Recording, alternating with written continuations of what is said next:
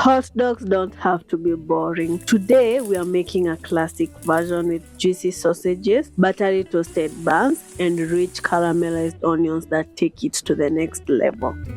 Let's start by caramelizing the onions. Slice white or red onions into medium strips, not too thin that they burn, but not chunky either. This is the perfect size. Add the onions to a wide pan over medium-low heat.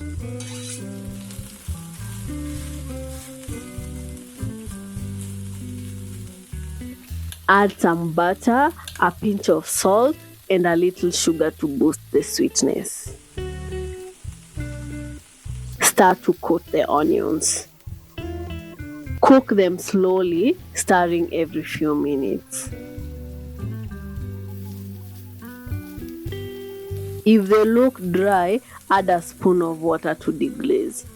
The onions will first soften, then turn golden, and finally a deep brown color. This takes about 25 to 40 minutes depending on how your onions are. Remember, low and slow is the secret. If you use caramelized onions often, make a big bunch and store them in the fridge for up to a week.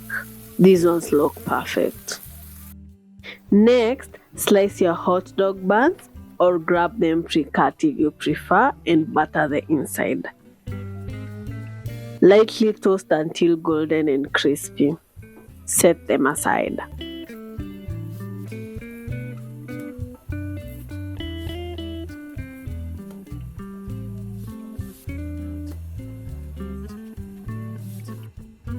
Add a little oil to the pan, then pan fry your hot dog sausages until cooked through and nicely browned.